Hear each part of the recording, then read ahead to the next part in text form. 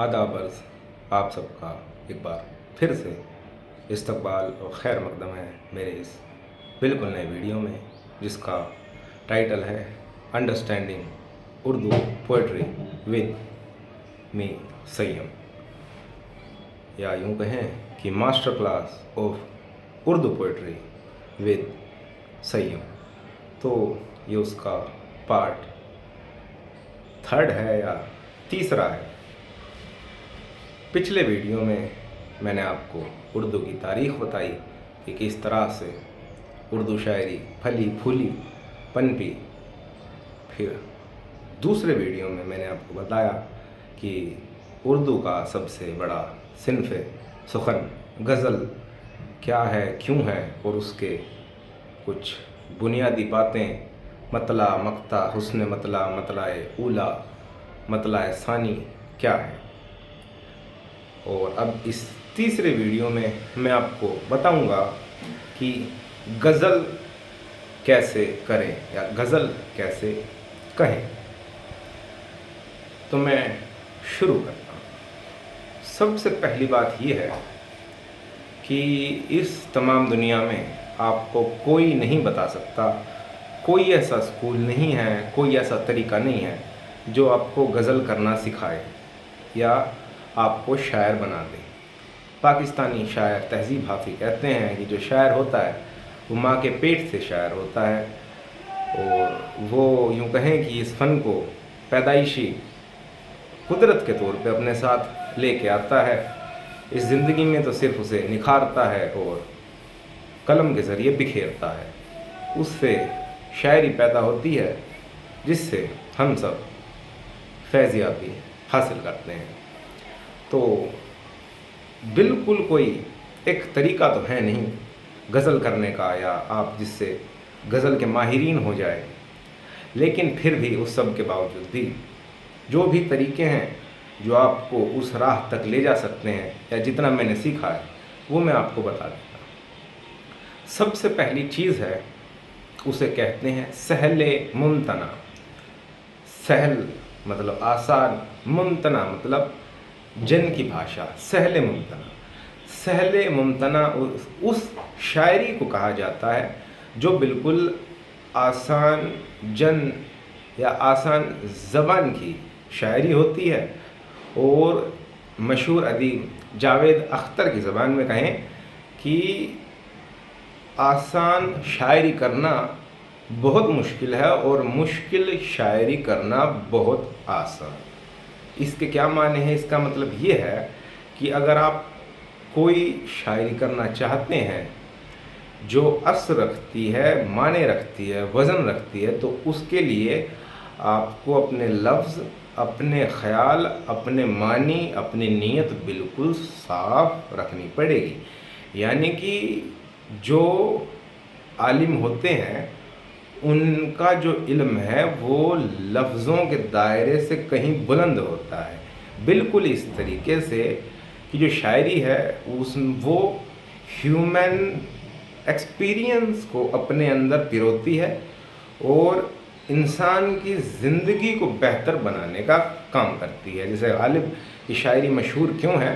क्योंकि गालिब की शायरी इंसान में पैदा हुए हर इमोशन को बखूबी समझती है, को बखूबी महसूस करती है, को बखूबी इजाफा करती है। तो गालिब की शायरी के अंदर ऐसा कोई इंसानी इमोशन नहीं है, या मीर के दीवान के अंदर ऐसा कोई इंसानी इमोशन नहीं है जो नहीं पाया जाता।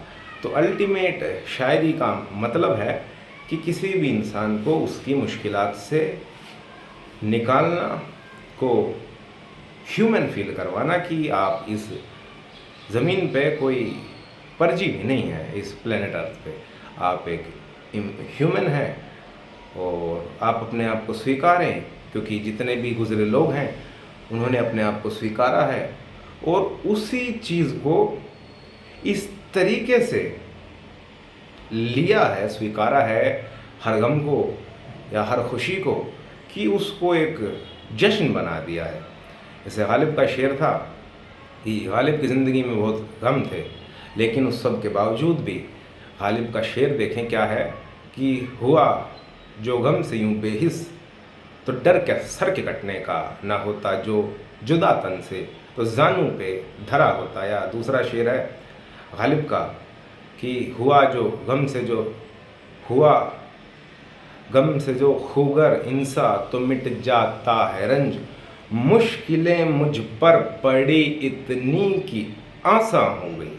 तो गालिब ने मुश्किलों को भी किस अंदाज से स्वीकारा और उस पर झूमा और उस पर रक्स किया, इसलिए गालिब बड़े शायर हुए कि उन्होंने ज़िंदगी को इस अंदाज से जिया कि उनके झूमने के तरीके को उन्होंने शायरी में पिरोया, और उस पिरोई हुई चीज़ को जो भी देखता, महसूस या करता या सुनता है, वो खुद झूमने लग जाता है।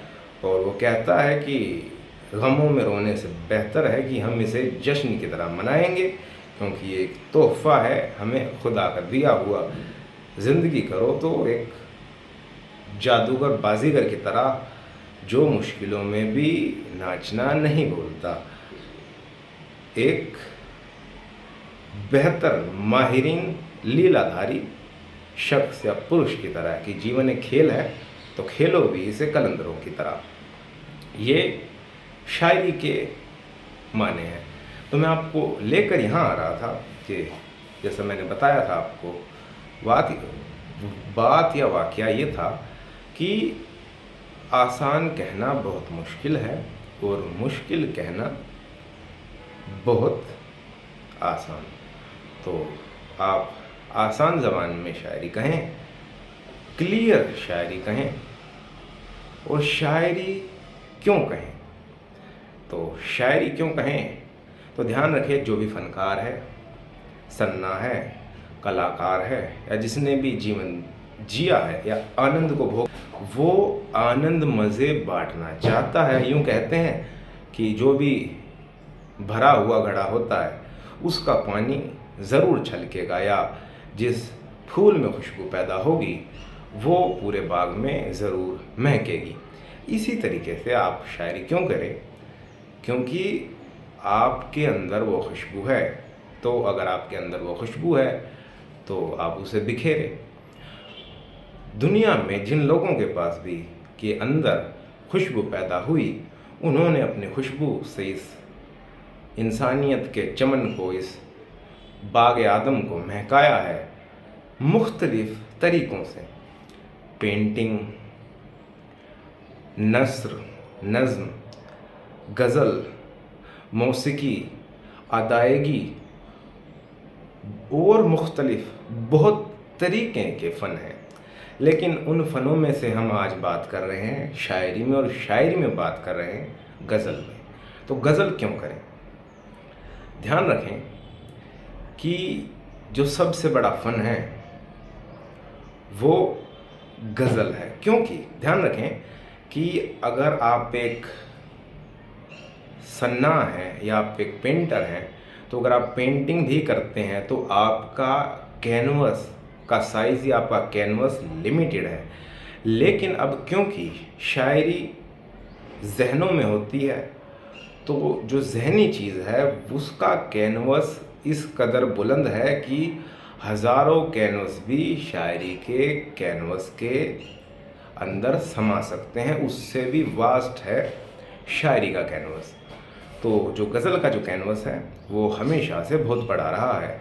या यूँ कहें कि कुछ शायर ऊपर से पेंटर भी थे, लेकिन उन्होंने पेंटिंग को छोड़कर शायरी को इसलिए चुना क्योंकि पेंटिंग में वो अपने आप को कुछ कम महसूस करते थे, या वो जितना दुनिया को देना चाहते थे, या वो अपना जितना इंटेलेक्ट सेटिस्फेक्शन चाहते थे, उसके लिए पेंटिंग का कैनवस बड़ा छोटा पड़ता था। और शायरी के कैनवस में या शायरी के इलाके में, शायरी की ज़मीन में वो अपने आप को अच्छे से समा पाए। तो ध्यान रखें कि आप शायरी को इसलिए ना चुनें क्योंकि आपको शायरी करनी है और दुनिया में शायरी की गूंज है। आप शायरी को अगर करें तो इसलिए करें क्योंकि शायरी आपके तरीके की चीज़ है, गज़ल आपके तरीके की चीज़ है, नज़्म आपके तरीके की चीज़ है, उर्दू आपके करीब है। तो आपको जो अपने आप से मिलाती है वो चीज़ या वो फ़न सबसे बड़ा है। आप किसी फ़न को किसी दूसरे फ़न से कंपेयर ना करें। आप शायरी इसलिए करें क्योंकि आप शायरी करने को पैदा हुए हैं, और मैं उन्हीं लोगों को ये बताना, सिखाना या अपनी ओर या शायरी की ओर ले जाना चाहता हूँ जो शायरी करने को ही पैदा हुए हैं, जो महक बिखेरना चाहते हैं, लेकिन किन रूपों में? गज़लों, नज़्मों, शायरी के रूप में। तो इसका जो पहला कदम है वो तो ये है कि अपने आप में खुशबू पैदा करो। जब तक आपके अंदर इश्क बू या मुश्क बू पैदा नहीं है तब तक आप शायरी नहीं कर सकते। उसके बाद ही आप शायरी कर सकते हैं जब आपके अंदर खुशबू पैदा है। तो पहली चीज़ तो ये, अपने अंदर खुशबू पैदा करें। दूसरी चीज़ ये कि शायरी सहल मुमतना में करें। ये पहला है, क्योंकि मुश्किल शायरी करना बहुत आसान है और आसान शायरी करना बहुत मुश्किल। आपके कॉन्सेप्ट्स, आपकी नीयत, आपके ख़याल और आप क्या कहना चाहते हैं, आपका एक्सपीरियंस वो बिल्कुल क्लियर होना चाहिए, तब आप शायरी करें। तीसरी चीज़ ये कि ध्यान रखें, मैंने जैसा आपको बताया, रदीफ़, काफ़िया, बहर, गज़ल हमेशा से यही बहरें हैं, हमेशा से यही लफ्ज़ हैं, हमेशा से यही काफ़िए हैं, हमेशा से यही रदीफ़ हैं। सिर्फ लोग आए, इसमें अपने फ़न को आज़माया, अपने एक्सपीरियंस को भरा और चले गए। या यूँ कहें कि बोतलें सब अलग अलग हैं, शराब तो सब में एक है, बिल्कुल एक सी शराब है। ऐसे ही ध्यान रखें, गालिब ने भी उन्हीं लफ्ज़ों का, उन्हीं बहरों का, उन्हीं रदीफ़ों का, उन्हीं काफ़ियों का इस्तेमाल किया है। मीर ने भी उन्हीं का इस्तेमाल किया है और बाकी शुहरा ने भी, बाकी शायरों ने भी उन्हीं लफ्ज़ों, चीज़ों का, उन्हीं एक्सपीरियंस का इस्तेमाल किया। जीवन तो जीवन है, हर किसी ने अपने शायरी के अंदर जीवन को पिरोया है। लेकिन अब मीर और गालिब बड़े क्यों हैं? क्योंकि उनके अंदर की पैदा खुशबू बड़ी है, खुशबू की महक तेज़ है, और खुशबू इस कदर चटक और तेज़ है कि वो मिटाए नहीं मिटती है। तो ध्यान रखें कि बात रदीफ़, काफ़िया, बहर की नहीं है, क्योंकि रदीफ़, काफ़िया, बहर तो हमेशा से यही है, ये लफ्ज़ भी यही है, बहरे भी यही हैं, रदीफ़ यही है। कमाल इसमें सन्नाह का है कि वो इस सफ़र को या इस रक़्स को किस मज़े के साथ अदा करता है, पेश करता है।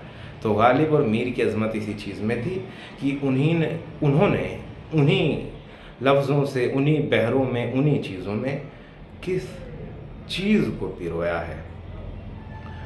उनका जीवन बुलंद था, शायरी महज उनके जीवन का कुछ हिस्सा है। या आप यूँ समझें कि जो सुनार होता है, सुनार की दुकान का तो कूड़ा भी बिकता है। तो गालिब और मीर की जो शायरी है, ये तो उनके जीवन का कुछ हिस्सा है या उनकी दुकान का कूड़ा है। जब ये इतना कीमती है तो बात वो नहीं थी, वो जो कहते थे, बात वो थी, वो जो हो गए थे। तो पहले मेरा अंदेशा है, या मैं आपको जहाँ लेके जाना चाहता हूँ वो ये है कि आप पहले हो जाएं, फिर उस एक्सपीरियंस को, उस खुशबू को दूसरों को सौंपें। एक चीज़ ये, इसके बाद जो चीज़ आती है वो ये है कि आप शायरी क्यों करें। तो इस चीज़ का एक जो जवाब है वो सबसे ज़्यादा ये है कि मशहूर शायर इरशाद खान सिकंदर ने एक जगह कहा था कि अगर मैं शायरी नहीं करता तो मैं सुसाइड करता। तो मैं इस चीज़ का इस्तेमाल बस इसलिए कर रहा हूँ कि शायरी आपके सबसे करीबी फ़न है और सबसे बड़ा फ़न है, तो आप शायरी करें। दूसरी चीज़ है, शायरी वही है जो आपको अपने करीब ले जाए या जो आपको बयान करे।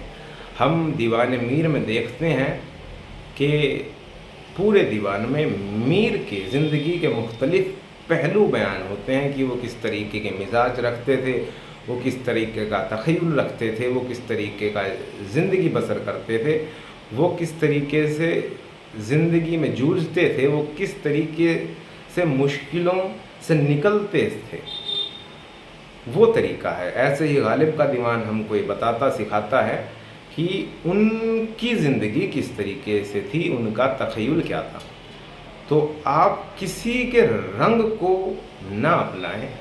आप अगर बड़ा शायर होना चाहते हैं या शायरी करना चाहते हैं तो आप अपने रंग में रखें और अपना रंग शायरी की ज़मीनों में बिखेरें।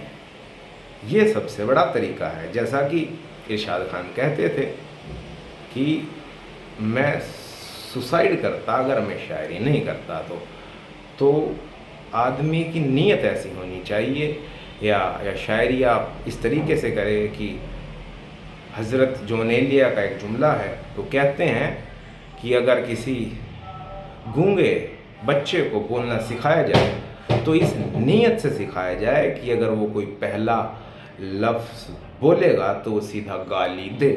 तो ये एक्सट्रीमिज़म आपका शायरी के प्रति होना चाहिए कि आप अपने आप से शायरी को जो देना चाहते हैं उस तरीके से आप शायरी को जिए, शायरी को दें। या एक मशहूर अंग्रेज़ी का कोट है, कथन है, वो कहते हैं कि artist whenever a artist will die he और शी विल बिकेम आर्ट। तो यूँ कहते हैं जब कोई भी सन्ना आर्टिस्ट मर जाता है तो वो खुद आर्ट हो जाता है। बिल्कुल इसी तरीके से आप जिस काम को भी करें वो शिद्दत से करें, ईमानदारी से करें। और ध्यान रखें कि बाज़ शायरों ने अपना काम इस कदर ईमानदारी से किया है कि हाफिज़ शिराज़ के कलाम से फ़ाल निकाले जाते हैं और मशहूर शायर अल्लामा इकबाल तमाम उम्र उनके कलाम को अपने सिरहाने रख के सोया करते थे।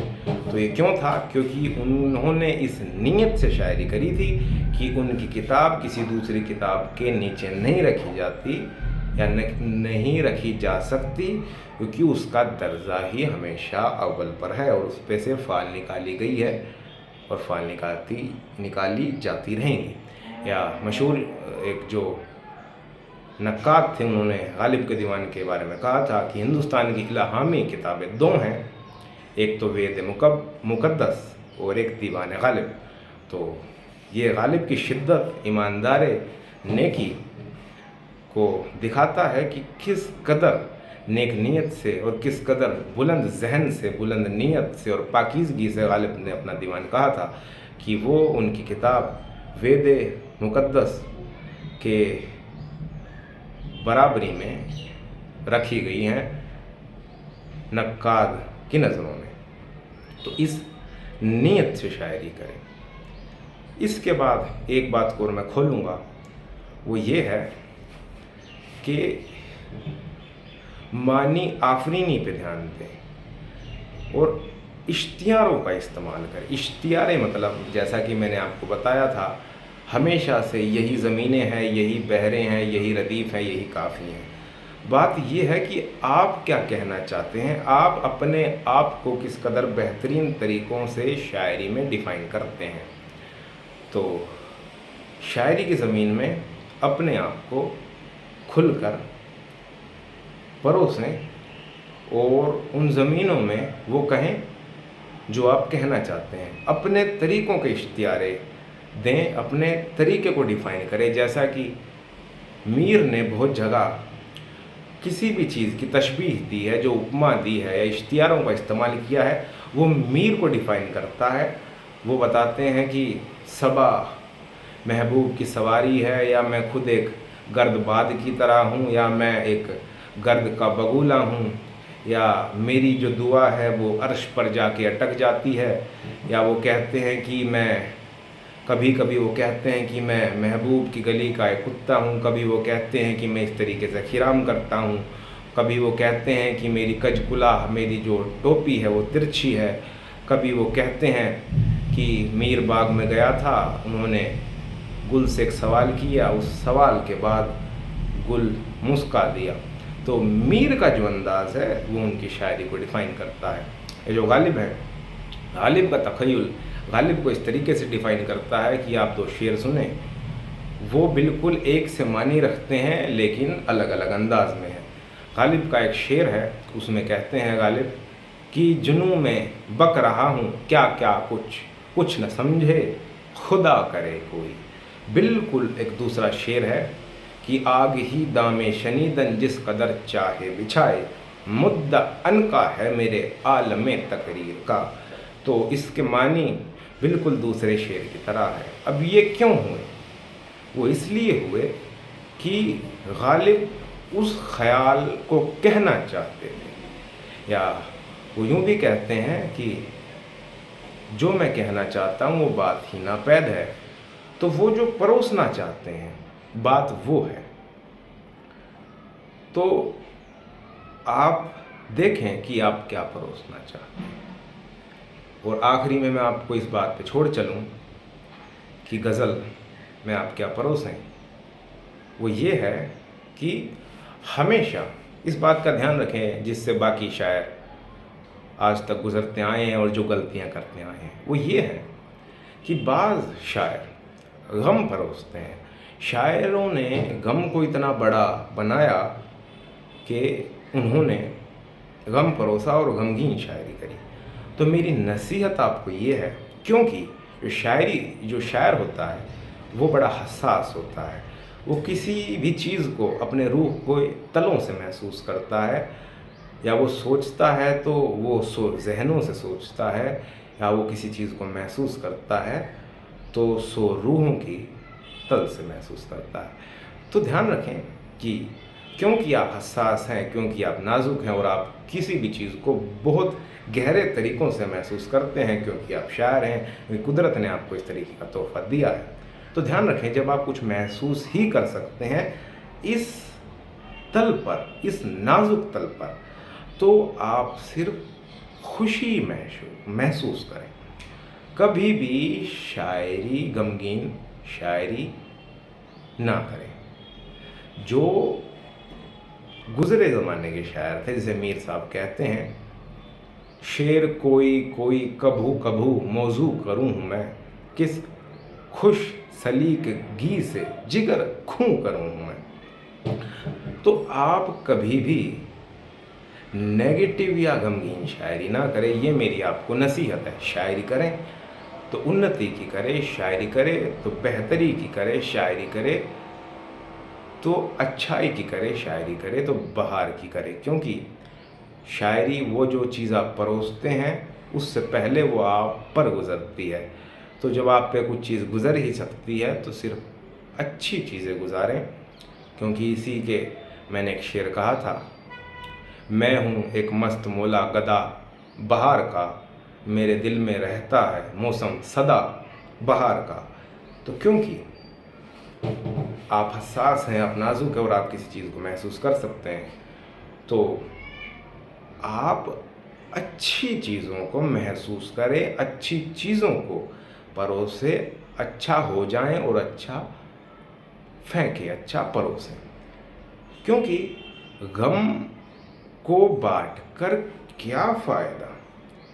जो एक कमज़ोर आदमी होता है वो सिंपैथी गेन करना चाहता है, या बाज़ गुज़रे शायर कहते हैं कि मेरा गम बड़ा है या मेरा गम बड़ा है। नहीं, मेरी गमों से जूझने की या मेरी गमों से निकलने का तरीका बड़ा है, या मेरा अंदाज गमों से डील करने का बड़ा है।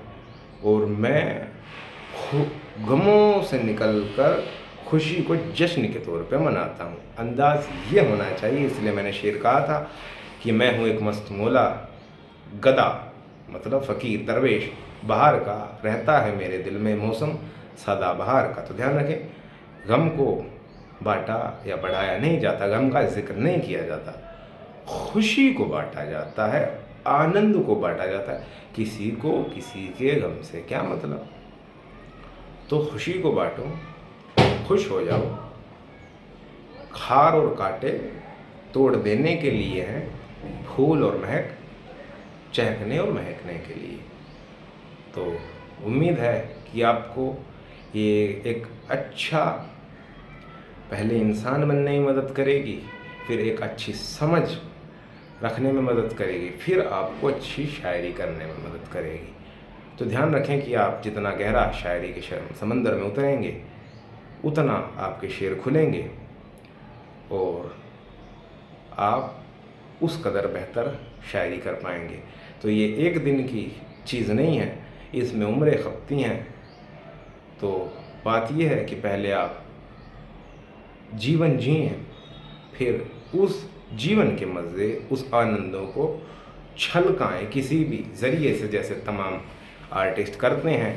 पेंटर ब्रश के ज़रिए से या कैनवस पे उभारता है, नाचने वाला रक्स कर कर के झूम झूम के उसे बिखेरता है, मौसीकी करने वाला गा कर अपने आनंद बताता है, और शायर शायरी करके अपनी नज़्म गज़लों में बताता है कि ये मेरे आनंद है, ये मेरा जीवन है, और मैं इस तरीके से ज़िंदगी में रक्स करता हूँ, नाचता गाता झूमता हूँ।